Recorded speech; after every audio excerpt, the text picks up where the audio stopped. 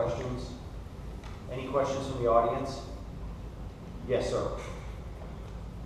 The the activities that you are talking about, will it be during the weekends so that it will compromise the rental of the clubhouse? We're going, well, we will work out where there are not, if there's not going to be activities. Most people apply for rentals far in advance, but also we can do, let's say there's an activity, it's rented out in the afternoon, we can have something at night. I have the dates and times of all the rentals, so we can work some sort of schedule that would work around that. And I think also during vacation times when the kids are off, holiday times, you know, we may be able to run some of the things that are children oriented in order to take advantage of some of that time when the kids have nothing to do when school's off. But we will try not to take away from the rentals of the clubhouse. So again, another question is that then what happens to the income that you're getting from the rentals? How you have income and plus you are proposing $13,000 more on top of the income. How do you propose to spend the rental income? No, I think that's what we just went through. What the net effect is a $5,200 request for additional funds for these social activities. Yeah. That's the net. And the budget is just a roadmap. Correct. It's just an amount in there that she needs to do the activity. And also to legitimize the, you know, what we're doing, we really need a record. It needs to be done through a budget. Otherwise, again, we're like, you know, it's not really logged and accounted for, Right. and it just really makes it more official, so that we don't get into any issues Sure, I with mean, accounting for the. If you have 13 events and the first 10 events you go through your budget, you don't have the last 3 events. Right. So there has to be some accountability. This is, I think, the right way to do it. And so I think I appreciate you going through that, giving us a very detailed listing of approximate costs, number of people, the expected amounts to be spent. And these documents, by the way, are all available on the web, right? The WebEx has these documents so that the audience can look at this. Well, I didn't put it up. Okay, well, we can put this up if anybody is concerned. The report is up there, so it's in. Okay, that's my report, but the budget was up there, because that was, yeah. Is the budget not on there? Might tell me later. Yeah. Some of the stuff. Okay, the budget is available if anybody wants to see any of the line items on the proposed budget. Any other questions from the audience? Yes, Dawn. It's just in relation to the clubhouse rental in general. With regard to the furniture, I think it's not quite functional out here. I think that when we started redesigning, it's still a work in progress. This room, I attended a reception here over the weekend. I was just kind of watching and noticed there was just a little bit of problem with the amount of furniture that we have. This room sets up nicely for the meetings and for buffet areas. It's really nice. And everybody generally uses this front room for their DJ and dancing. And what happens is they start pushing all this furniture around and they find out that there's really nowhere to put it and you have all these people. So my thoughts were in looking at it, that room really isn't functional. You have too much furniture, and I think if you streamlined it, it would be more conducive for people to have their parties and you're not worrying about them putting furniture outside, etc. So just a thought. That's a good point. Yeah, that's a good idea in terms of maybe a line item on your next agenda. Right, yeah. In terms of layout. Maybe we can drop a survey for people that are recent rentals. You know, people that have rented it. We have contact information for those people, I assume. Maybe something worth Frank gets it too. Every time someone rents it, I send it to the company. it'd be great to get some feedback on that issue. So historically, we've had issues where people were moving furniture outside, and it's simply because they didn't have the room to accommodate it. And even, like last weekend, it was really tough with them with the amount of people that were in here trying to move the furniture in a fashion that everybody can congregate, dance, music, whatever. So We don't want them dancing on our furniture. no. Yes, Wanda. How are we supposed to be coding this extra money? I mean, here we made a budget for $6,000 for a clubhouse activity. Are we gonna be taking this out of the reserve, or is this coming out of operations? It's gonna be booked in extraordinary purposes, and then, Out of reserve? but, no, you're not expecting. Not necessarily? Not necessarily. Okay. Okay. Okay. Yes, last. Is the Zumba class is part of your social? Yes. Zumba. I don't see. Oh, well, that's a whole, all right, I'm not sure how that's funded. You know, the Zumba class, all the classes that are here, you're right, I do not have that as part of the budget here, because that's been taken care of separate. It's got a line item. Right. Yeah. That's so I'm like, It's paid separately, just- or it produce revenue separately? No, it doesn't, nobody gets charged for the Yeah, they class. don't get charged for it, but that has its So how own much does line it item. cost? Where is this expense of people? Excuse me? Where's the expense, in terms of the Zumba expense? It sounds like it's a separate line item. Yes. So if it's a separate line item, I guess the next question is do we know what the budget amount is for the Zumba each year? It's for all those classes under recreation.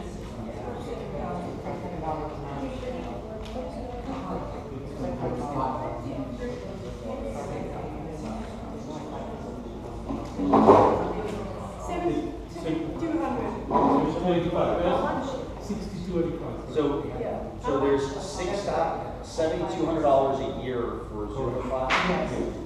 It's totally separate. Okay.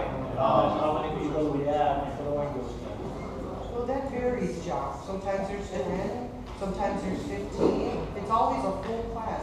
It's a class that's been going on for like 2 or 3 years. I would make a request. I would make a request of Francine's committee to look at that and to give us some type of a recommendation on that. To me, $6,200 for a Zumba class, $7,200, that's $600 a month. Twice a week. Twice a week, so that's 8 times a month. It's about $90. What's that? I'm trying to do the math. I'm not an accountant like you. That's a lot. That seems like a lot of money. That seems like a lot of money to me. I just would like to have some reports, since I don't have any information. I'd like to hear from your committee about that. It'd be helpful. Okay. We will get Great. all the signage Great. sheets, there are signage sheets for each one. Great. Okay, I'm gonna go ahead and call the question. All those in favor of approving the budget that's been put forward by the social committee, say aye. She should make her own motion. I did. She did. Okay, She I did. didn't hear it. I promise I didn't make a motion. Who She made seconded it. it? Any opposed? Okay. Any opposed? No. Nobody's opposed? Okay, motion carries unanimously. I promise I'm following Robert's Sorry. rules. Okay, landscape committee. Hey folks, landscape time. Again, I'm going to start with thanking my committee members because we've got another long meeting. It was a lot shorter, but still a little long. I've got a lot of members here tonight, and thank you for attending the HOA meetings as well as the committee meetings. I will make a request that I do need some representation from Greenwood Manor. So if I have any homeowners in Greenwood that would like to join the committee, please let me know.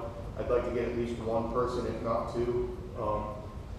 As far as what we've done this month, the committee, we're continuing to work on a master plant list for the community that's going to be available through ARC for references for you guys for plants that are recommended for you to plant and to stay away from due to our soil and neighborhood specialities that we've been finding. As some of you can see, the cul-de-sac projects are moving forward. Bay Tree is now complete. Butler Greenwood is now complete. New Hope is almost complete. Waterford is about 2/3 complete. They're going to start ripping out Mulberry and Magnolia pretty soon here, but according to Palm Beach Broward, the entire cul-de-sac project is going to be complete by this Friday. They need business, they're getting work done, and it's looking well. If anybody wants to take a look at a final product, the only area that's completely finalized is Bay Tree. Our irrigation guys coming behind and getting irrigation squared away where we don't have the tall drivers anymore and all kinds of fun stuff like that. Just so you guys know, I do know that and I am aware that there's been issues with some of Palm Beach Broward's performance. I've had conversations with them on numerous occasions. I had a 2.5-hour conversation and meeting with our property manager from Palm Beach Broward this morning, going over some things, just little things, just so you guys are aware. When they first started, the complaints we were getting were big issue complaints. The stuff we're getting now, I am not minimizing the complaints you guys are giving by any means.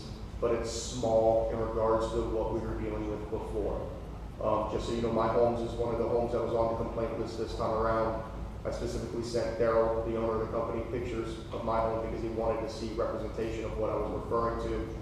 He happened to be in a meeting with people, stopped the meeting and passed the pictures around and explained that this is not acceptable and will not be accepted. So it is being handled and whatnot. Now back to some more positive stuff with Palm Beach Broward. Fertilization did happen this week, so we should be seeing some turf changes soon. Starting to see a little bit of greening going on. Watering has been scaled back yet a little more in some areas.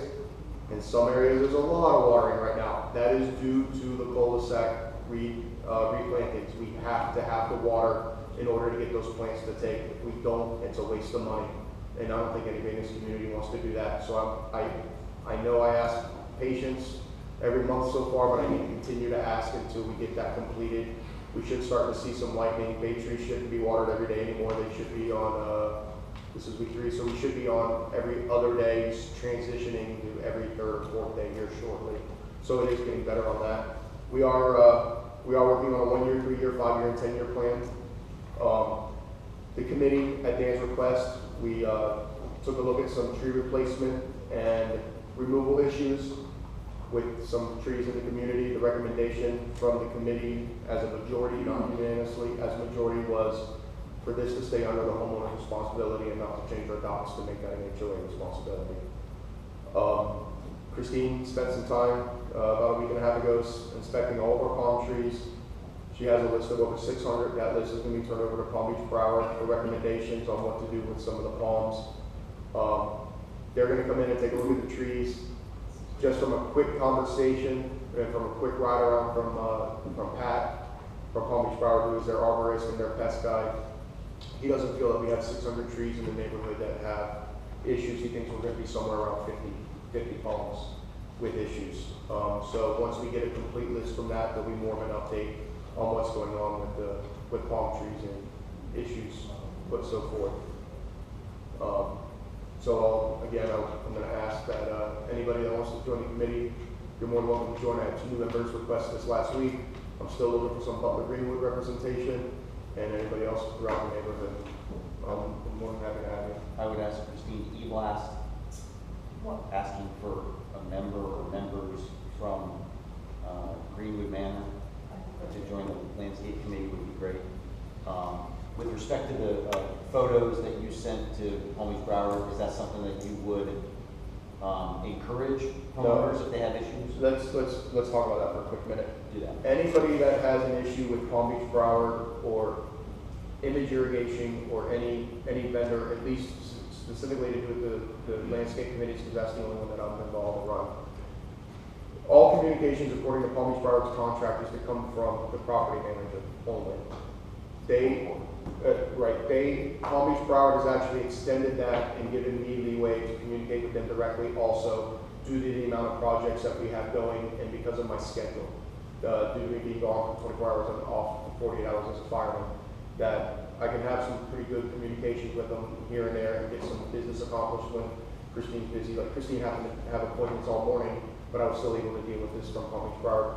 What I ask that our homeowners do, I don't care how minor the issue is or how minor we feel the issue is, send a work order request to Christine about it. Include photos if you can. Christine shares those with me. We thumb through them. We determine at that point what Palm Beach Broward needs to see and what goes to them and what's handled on the, we'll call it a lower level. So that things are being handled on the lowest level. We are holding our vendor completely accountable, understand that. But pick as the old saying goes, picture's worth 1,000 words. So pictures are huge. If need be, my information is on every email I send out. It has my cell phone number, it has my HOA website, email address, and whatnot. So if you need my cell phone number to text me pictures, if you're comfortable doing it through me and not through Christine, that's fine. Let me know and I'll forward it through Christine and generate the work order that way. Right. The key to the entire thing is a written work order for accountability and tracking. They're good. they're good about getting things done when we ask. Their turnaround time is pretty quick. Somebody's on property more often than not, 3 or 4 days a week between driving between their different properties. And if I've got an issue, it's just a matter of a phone call, hey, I need you to meet me, or I need you to come by and go take a look at this, and it generally gets done and I hear back from them. So I do encourage any homeowner, no matter how minor you feel it is, or if you feel you're being nitpicky or whatnot, listen, we all pay a lot of money to live here. We pay a lot of money for our services. We pay probably per hour a lot of money. They need to do what they're asked to do and what is expected of them to do. And they have no issue with that whatsoever. Great comment. Eric? A few people yesterday, last night, approached me about, I was outside my house watering my plants. The entrance to Mulberry happens to be where the, only has, I haven't even really paid attention to it, apparently it only has one palm tree in front of it now, because I know one was hit by lightning, I think another one was diseased or something like that. And Bellbrook has like 3 or 4 in front of it. I don't know about the other ones. Are you guys, I mean, I'm just letting you know. It was in my second committee report that we developed our top 10 list. Our number one overwhelming item was cul-de-sacs. Of the 12 people that turned in top 10 list in my committee, 10 of them had cul-de-sacs as number 1, front and rear entrances as number 2, and the pod entrances, or what I've been calling the subdivision entrances, is numbers 4, I believe. I have a breakdown somewhere else, but it's on the agenda. Oh, we're more than aware of it. It's on the agenda it's on the agenda to be completed by the end of the year. That $100,000 I asked for was to include the redesign of all of the subdivision entrances. It's to include all the cul-de-sacs, front and rear entrances for us and for Greenwood, plus all subdivision entrances and for lighting in some areas and whatnot. I figured you were looking. Yeah, it's being done. We've already gotten a quote on that. The reason that we held off is because we're going to be redoing that anyway. So if we're going to tear it up, let's tear it up once this year instead of twice. I have a question. How are we finding the work orders? Are homeowners utilizing that feature more, or are we still going to? I have no idea. To be very honest with you, I get an email from Christine telling me there's a problem here, there's a problem there. This is done or that's been done, but I've yet to get a work order across my desk except for twice, and that was from Danielle.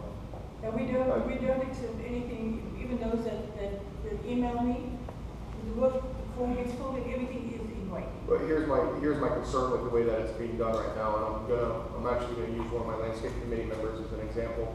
3 days ago, we had an 18-wheeler go through Waterford Court. When they came through Waterford Court, they drove the tractor trailer, the trailer part of it, drove over part of the cul-de-sac and drove over part of his yard. He's got ruts in his yard and whatnot. He sent an email to myself and to Christine. I replied to Jonathan, hey, thank you for making me aware, I'll follow up and ensure it gets done. And nothing personal, there was no communication whatsoever back from Christine. This was 3 days ago. That, I don't know if there's a work order in our system. I'm being very candid and very honest because that's the way this is tonight. There was no work order in the system that I'm aware of. There was no reply or discussion from Christine back on that. Jonathan spoke with me this evening before the meeting. Hey Mike, I know you replied, but do you know if Christine ever got it? Do you know where it's at? Do you know if they found out what company came through the gate 3 days ago? I don't have answers to this. I don't know because nothing's been communicated to me about that and whatnot. So I know that there were a couple sprinkler heads broken. I know that I spoke to Mike directly because I happened to see him on property today. I said, hey, can you swing over there real quick just before we start watering since there's new plants and we don't want to flood everything out and have a sprinkler head popping straight up and that's not watering our plants. So I did talk to him specifically today. Mike is a good enough of a guy and a good enough of a vendor for us, so we'll go over and fix it and create the work order and make it happen that way. But So to bring things forward, not last meeting, but the meeting before that, when Bob was still here, we had a procedure that we were putting in place for work orders. The idea was to have a link or some type of access on our website. Has that been established? The work order is on there.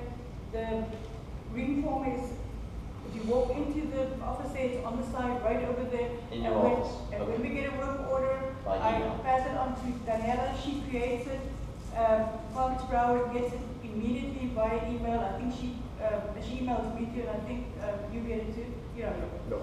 And then with image, we used to print them out and put them over there, but we told him yesterday we're not doing that anymore because it takes too long to come in and get